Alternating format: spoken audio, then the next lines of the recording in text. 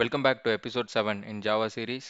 போன எபிசோடில் நம்ம அரித்மெட்டிக் ஆப்ரேட்டர்ஸ்னால் என்னென்னு பார்த்தோம். Addition, subtraction, multiplication, division, modulo இது எல்லாமே பார்த்தோம். வித் எக்ஸாம்பிளோட பார்த்தோம். ஸோ நீங்கள் அதை எதுவும் பார்க்கல அப்படின்னா மேலே இருக்கிற கார்டை செக் பண்ணி பாருங்கள். ஸோ தட் அரித்மெட்டிக் ஆப்ரேட்டர்ஸில் நீங்கள் ஸ்ட்ராங் ஆகிடுவீங்க. அண்ட் நெக்ஸ்ட் அரித்மெட்டிக் ஆப்ரேட்டர்ஸ் வச்சு ப்ரோக்ராம் பண்ணணும் அப்படின்னா அரித்மெட்டிக் ஆப்ரேட்டர்ஸோட சேர்ந்து இன்னொரு முக்கியமான ஒரு கான்செப்ட் ஒன்று இருக்குது. அதுதான் conditional statements. So conditional statements வச்சு தான் நம்மளால் லாஜிக்கே ப்ரோக்ராமிங்கில் பில்ட் பண்ண முடியும். ப்ரோக்ராமிங்கில் லாஜிக் பில்ட் பண்ணுறதுங்கிறதோட பேஸே கண்டிஷனல் ஸ்டேட்மெண்ட்ஸில் தான் இருக்குது. நம்ம கண்டிஷனல் ஸ்டேட்மெண்ட்ஸை எவ்வளோக்கு எவ்வளோ மாஸ்டர் பண்ணுறோமோ அவ்வளோக்கு அவ்வளோ லாஜிக்கை ஈஸியாக ஃபைண்ட் பண்ண முடியும், ஈஸியாக நம்மளால் பில்ட் பண்ண முடியும். ஓகே, ஸோ இப்போ நம்ம கண்டிஷனல் ஸ்டேட்மெண்ட்ஸ்னால் என்னென்னு பார்க்கலாம். இஃப் எல்ஸ் அப்படிங்கிறது ஒரு கண்டிஷனல் ஸ்டேட்மெண்ட். ஸோ அதுக்கான எக்ஸாம்பிள், எல்லார் லைஃப்லயும் ஒரு கட்டத்தில் எந்த பக்கம் போகிறதுன்னு முடிவு எடுக்கிற ஒரு முக்கியமான சூழ்நிலை வரும். இந்த பக்கம் போனா housekeeping, Rakesh, price tag, தலைவிதியன்னு ஒரு வாழ்க்கை. இந்த பக்கம் போனா பாரி, லவ், நீ ஆசைப்பட்ட வாழ்க்கை.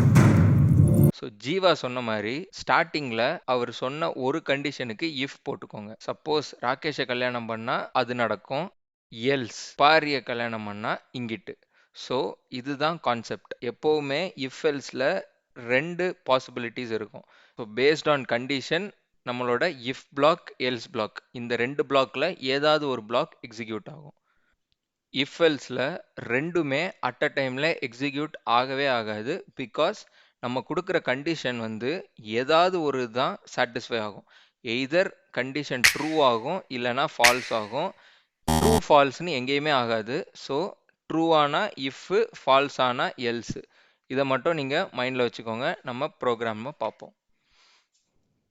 ஸோ ஃபஸ்ட் நான் எப்பயும் போல் ஒரு கிளாஸ் க்ரியேட் பண்ணிக்கிறேன். கண்டிஷனல் ஸ்டேட்மெண்ட்ஸ் அப்படின்னு ஒரு கிளாஸ் கிரியேட் பண்ணிக்கிறேன்.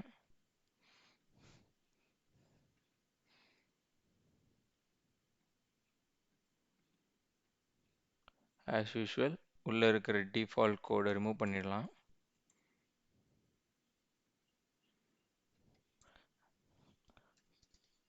Okay, public static void main.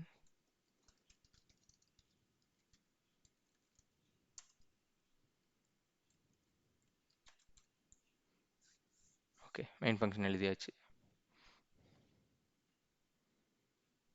Okay, இப்போ ஒரு இன்டீஜர் டிக்ளேர் பண்ணுறோம். அதில் ஜெர்சி நம்பர் அப்படின்னு வச்சுக்கிறோம்.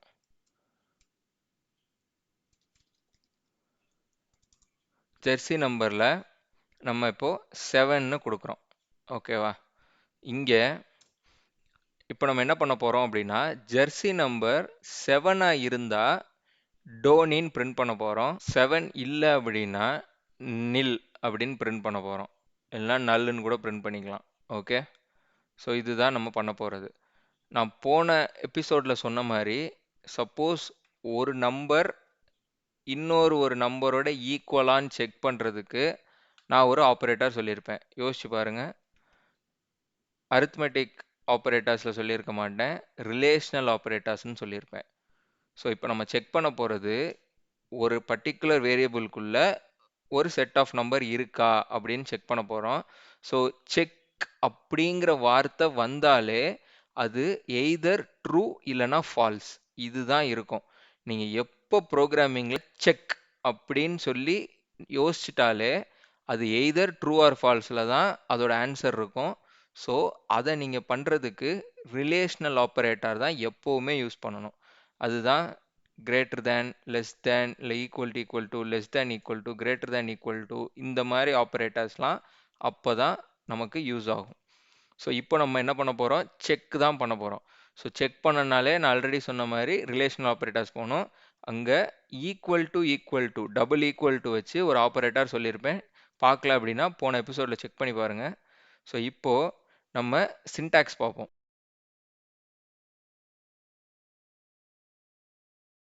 ஸோ இப்போ டைரெக்டாக இம்ப்ளிமெண்ட் பண்ணலாம். இஃப் ஃபஸ்ட்டு, அப்புறம் ஒரு ப்ராக்கெட் ஓப்பன் பண்ணி இதை க்ளோஸ் பண்ணிக்கோங்க. இப்போ இந்த ப்ராக்கெட்டுக்குள்ளே நம்ம என்ன ஆல்ரெடி சொல்லியிருக்கோம், ஜெர்சி நம்பர் ஈக்குவல் டு 7. பார்த்துக்கோங்க, ஜெர்சி நம்பர்னு வேரியபிள் பேர் போட்டுட்டு ஈக்குவல் டு 7 வச்சுருக்கோம். அப்போ இங்கே என்ன ஆகும், ஜெர்சி நம்பருக்கு பதிலாக அந்த 7 இங்கே ரீப்ளேஸ் ஆகிடும். ஸோ 7 ரீப்ளேஸ் ஆனதுக்கப்புறம் இப்போ நம்ம இங்கே ஒரு இது ஓப்பன் பண்ணணும். இப்போ என்ன சொல்லியிருக்கோம், ஜெர்சி நம்பர் 7ஆக இருந்தால் டோனின் பிரிண்ட் பண்ண போகிறோம்.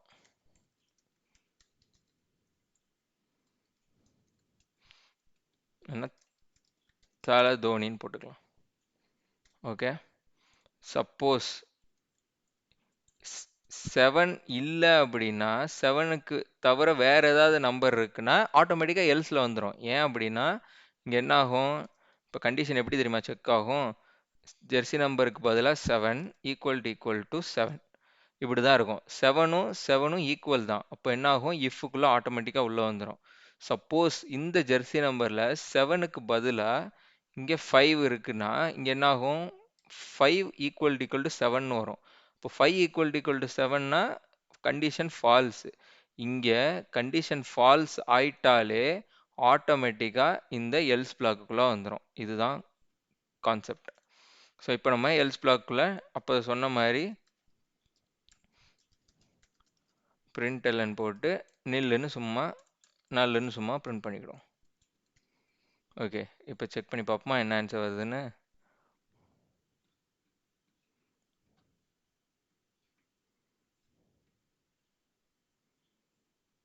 பாருங்க, நல்லுன்னு வந்திருக்கு. ஏன் நல்லுன்னு வந்திருக்கு, ஏன்னா ஜெர்சி நம்பர் 5ன்னு வச்சுருக்கேன், அதனால நல்லு. இப்போ நான் இங்கே 7ன்னு மாற்றிடுறேன்.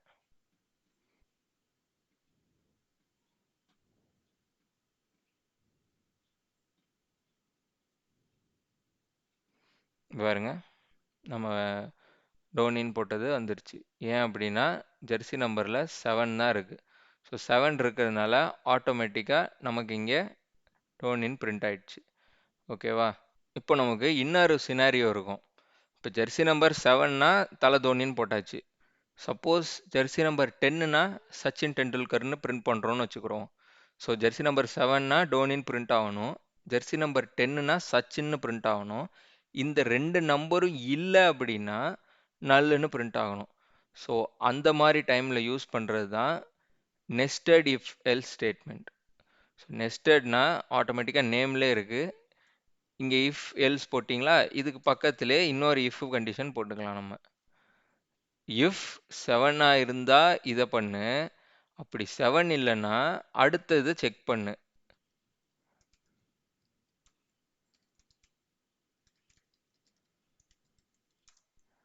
டென் அப்படின்னு போட்டுட்டு என்ன பண்ணோம், இங்கே எனக்குள்ள மறுபடியும் ஒரு இதை ஓப்பன் பண்ணி க்ளோஸ் பண்ணணும். சரியா, இப்போ நம்ம இஃப் போட்டாச்சு. ஸோ இங்கே எல்ஸ் போட்டுருங்க. இப்போ இந்த இஃப்க்குள்ள ஓகே, இங்கே நம்ம 3 ஈக்குவல் டு போட்டோம். ஓகேவா, ஸோ சிம்பிள் தான். ஃபர்ஸ்ட் ஒரு இஃப்பு, அடுத்து ஒரு எல்ஸு. அந்த எல்ஸ்க்கு நம்ம ஒரு கண்டிஷன் போட்டிருந்தோம். உங்களுக்கு சிம்பிளாக புரிகிற மாதிரி பண்ணணும் அப்படின்னா வேணா நான் இன்னும் கிளியராக பண்ணுறேன். இது உங்களுக்கு புரியலன்னா ஈஸி. ஸோ ஃபஸ்ட்டு இஃப் போட்டிங்களா, சப்போஸ் நெஸ்டடாக பண்ணணும் அப்படின்னா இதை எழுதியிருக்கிறத கட் பண்ணிவிடுங்க. இந்த எல்ஸுக்குள்ளே மறுபடியும் ஒரு இஃப் ஸ்டேட்மெண்ட் மேலே என்ன போட்டிருக்கீங்களோ அதே தான் திருப்பி இங்கே போடுங்க. இதுதான் nested if. Jersey number equal to 10 திரும்ப அப்போ அது மாதிரி பிரேஸ் ஓப்பன் பண்ணிவிட்டு இப்போ இஃப் போட்டாச்சு. இதுக்கப்புறம் ஒரு எல்ஸ் போட்டுக்கணும். ஏன் அப்படின்னா நமக்கு எல்ஸ் தேவை இருக்குது. இந்த எல்ஸுக்கு பதிலாக தான் நான் அங்கே கட் பண்ணதை இங்கே பேஸ்ட் பண்ணிக்கலாம். ஓகேவா, நான் இங்கே பேஸ்ட் பண்ணிட்டேன். இப்போ இந்த இடத்துல சச்சின்னு பிரிண்ட் பண்ணணும். சப்போஸ் அந்த நம்பர் 10ஆக இருந்தால் நம்ம இங்கே சச்சின்னு பிரிண்ட் பண்ண போகிறோம். இப்போ கம்பைல் பண்ணி பார்ப்போமா, இங்கே வந்து 7க்கு பதிலாக 10 போட்டுக்கலாம்.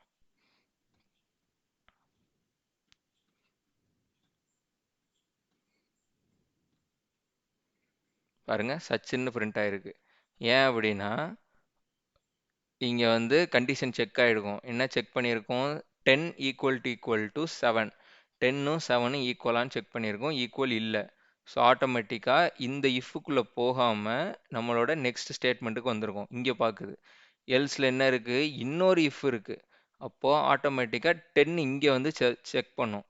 10 ஈக்குவல் டு 10, 10ம் ஈக்குவல். ஸோ ஆட்டோமேட்டிக்காக எனக்குள்ள சச்சின்னு பிரிண்ட் ஆகிடும்.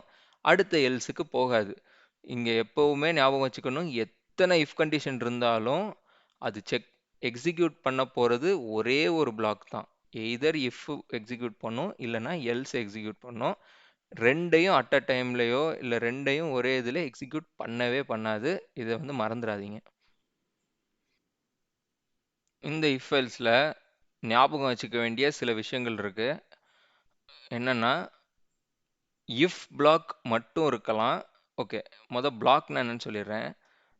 இந்த மாதிரி நான் அடிக்கடி பிளாக்னு யூஸ் பண்ணுவேன், அதனால உங்களுக்கு தெரிஞ்சாதான் ஈஸி. ஒரு கர்லி பிரேஸ் ஓப்பன் ஆகி அந்த கர்லி பிரேஸ் க்ளோஸ் ஆகிருந்தா இந்த பர்டிகுலர் ரேஞ்ச் வந்து ஒரு பிளாக். ஸோ ரெண்டு கர்லி பிரேஸ் வந்து பக்கத்தில் பக்கத்தில் இருக்கு அப்படின்னா அந்த ஓப்பனிங் பிரேஸ் அண்ட் க்ளோசிங் பிரேஸ்க்கு நடுவில் இருக்கிற எல்லாமே அந்த பிளாக்கோட ஒரு ஸ்டேட்மெண்ட். ஸோ இப்போ பார்த்தீங்க அப்படின்னா இங்கே பாருங்க, இஃப் ஸ்டார்ட் ஆகி ஒரு கர்லி பிரேஸ் இருக்கும், எண்ட் ஆகும்போது ஒரு க்ளோசிங் பிரேஸ் இருக்கும். ஸோ இதுக்கு பேர் இஃப் பிளாக். அதே மாதிரி எல்ஸுக்கு ஸ்டார்டிங்கில் ஒன்று இருக்கும், எல்ஸுக்கு எண்டிங்கில் ஒன்று இருக்கும், அது வந்து எல்ஸ் பிளாக். இவ்வளோதான். So if black, else black. இப்போது நான் சொல்ல வந்தது, இஃப் பிளாக் மட்டும் தனியாக இருக்கலாம், எல்ஸ் இல்லாமல். ஓகேவா? சப்போஸ் உங்களுக்கு இங்கே வந்து நான் கண்டிஷன் எப்படி இருக்குன்னா, நம்பர் வந்து 7னா மட்டும் நீ தோனின்னு பிரிண்ட் பண்ணு, இல்லைன்னா எதையுமே பிரிண்ட் பண்ண வேண்டாம், எந்த ஒரு ஃபங்க்ஷனும் தேவையில்லை. சப்போஸ் நமக்கு வேறு நம்பர் இருக்குன்னா நம்ம எதுவுமே பண்ண வேண்டாம் அப்படின்னா நம்ம அதை அப்படியே விட்டுறலாம், வெறும் இஃப் மட்டும் எழுதிட்டு விட்டுறலாம். இப்போ நான் பாருங்கள், வெறும் இஃப் மட்டும் எழுதுகிறேன், எனக்கு எரரும் வராது. ஆனால் அதே மாதிரி ஆப்போசிட்டாக பண்ணிடக்கூடாது, எல்ஸ் மட்டும் தனியாக இருக்க முடியாது. எல்ஸ் இருக்கணும்னா இஃப் இருக்கணும், பட் இஃப் வந்து எல்ஸ் இல்லாமலே இருக்கலாம்.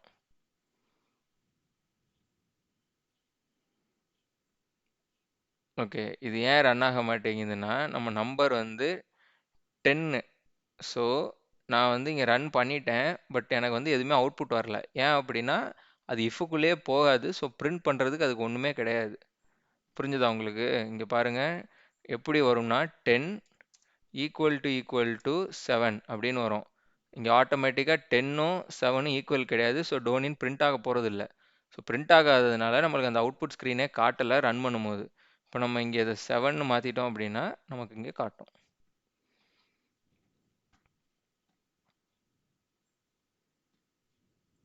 பாருங்க, வந்துருச்சு. ஸோ இவ்வளோதான். இதுதான் இஃப் எல்ஸ் லேடர், இந்த மாதிரி நெஸ்டட் இஃப், இந்த மாதிரி நிறைய சொல்லுவாங்க. பேசிக்காக ஒரு இஃப் ஒரு எல்ஸு, நமக்கு எத்தனை இஃப் வேணுமோ அத்தனை இஃப் போட்டுக்கலாம். ஆனால் கீழே வந்து எல்ஸ் வந்து கரெக்டாக ஓப்பன் பண்ணணும், கரெக்டாக க்ளோஸ் பண்ணணும். எல்ஸ் தேவையில்லைன்னா எல்ஸே விட்டுறலாம். ஆனால் இஃப் வந்து கரெக்டாக இருக்கணும், அதை மட்டும் நீங்கள் பார்த்துக்கோங்க. இந்த பிளேஸில் இந்த ஸ்டேட்மெண்ட் நான் ஆல்ரெடி அந்த சின்டாக்ஸில் போட்ட மாதிரி இந்த பர்டிகுலர் கண்டிஷன் வந்து எப்போவுமே ட்ரூ ஃபால்ஸ் ரிட்டர்ன் பண்ணுற மாதிரியான ஸ்டேட்மெண்ட்ஸ் தான் அங்கே இருக்கணும். ட்ரூ ஃபால்ஸ் ரிட்டர்ன் பண்ண முடியாத ஸ்டேட்மெண்ட்ஸ் அங்கே இருந்தால் கண்டிப்பாக எரர் வரும். ஏன்னா நம்ம இங்கே என்ன செக் பண்ணுவோம், இஃப் ட்ரூ அப்படி தான் அது வந்து செக் பண்ணும். இது ட்ரூவாக இருந்தால் இஃப், ட்ரூ இல்லைன்னா வெளியே, அவ்வளோதான். ஸோ இங்கே நமக்கு தேவை ட்ரூ அண்ட் ஃபால்ஸ் மட்டும்தான். அதை தவிர வேறு எந்த ஸ்டேட்மெண்ட்டும் இங்கே போட்டுறாதீங்க. போட்டிங்கன்னா எரர் தான் வரும்.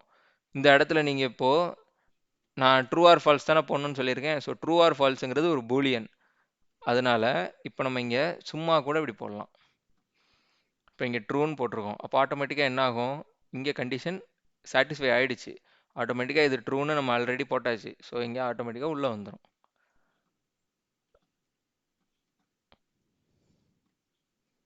பார்த்தீங்களா, நான் எனக்குள்ள 7ன்னு எதுவுமே செக் பண்ணல, ஆனால் டைரெக்டாக அதோட ரிசல்ட்டே போட்டேன். நம்ம என்ன பண்ணியிருக்கோம், ஜெர்சி நம்பர் ஈக்குவல் டு 7னா அதோட ரிசல்ட்டு ட்ரூ. நான் அதுக்கு என்ன பண்ணியிருக்கேன், டைரெக்டாக ட்ரூவே கொண்டு வந்து போட்டுட்டேன். இது வந்து மேத்தமெட்டிக்ஸ் தான். ஒரு ஸ்டேட்மெண்ட் இருக்குன்னா அதோட எண்ட் ரிசல்ட் என்ன, அந்த ரிசல்ட்டை அந்த இடத்த பிளேஸ் பண்ணி நம்ம செக் பண்ணி பார்க்கணும். இதுக்கு பேர் ட்ரை ரன் அப்படின்னு சொல்லுவாங்க. அந்த ட்ரை ரன் கான்செப்டை நான் அடுத்து பெரிய ப்ரோக்ராம் பண்ணும்போது சொல்கிறேன், அப்படின்னா இன்னும் ஈஸியாக இருக்கும்.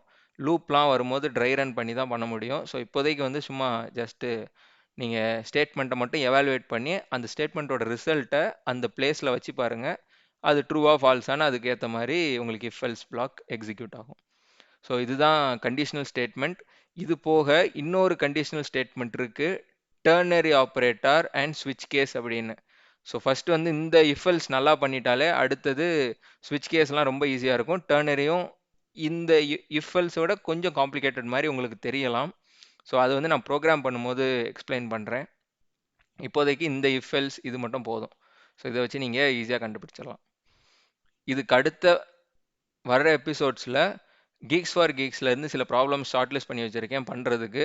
ஸோ ரெடியாக வாங்க, Geeks for Geeks account open பண்ணிவிட்டு நம்ம ஈஸியாக ப்ராப்ளம் அதை சால்வ் பண்ண போகிறோம். ஓகே, பேரலாக லீட் கோட் அப்புறம் கோடிங் நிஞ்சாஸ்லையும் இருக்குன்னா சால்வ் பண்ணுவோம். ஸோ தட் உங்களால் உங்களோட லிங்க்டின் அக்கௌண்ட்லேயோ இல்லை ரெஸ்யூமேலேயோ அந்த பர்டிகுலர் ப்ரொஃபைலை ஆட் பண்ண முடியும், இந்த ப்ராப்ளம் சால்வ் பண்ணியிருக்கேன் அப்படிங்கிற மாதிரி. ஸோ அதை வந்து பேசிக்கில் இருந்து சால்வ் பண்ணிட்டு போனால் தான் உங்களுக்கு அட்வான்ஸ்டாக போகும்போது ஈஸியாக இருக்கும். அண்ட் நம்பர் ஆஃப் ப்ராப்ளம்ஸும் ஓரளவுக்கு நீங்கள் சால்வ் பண்ணியிருப்பீங்க, எக்ஸ்பீரியன்ஸ் இருக்கும். எவ்வளோக்கு எவ்வளோ நீங்கள் ப்ராப்ளம் சால்வ் பண்ணுறீங்களோ அவ்வளோக்கு அவ்வளோ லாஜிக் பில்ட் பண்ணுறது ஈஸி. ஸோ நெக்ஸ்ட் வீடியோவில் பார்க்கலாம். ஸோ நெக்ஸ்ட் எபிசோடில் லூப்ஸ் பார்க்கலாம், for loop, two while loop, அப்புறம் வைல் லூப். ஸோ இந்த இதை நீங்கள் ப்ராக்டிஸ் பண்ணுங்கள்.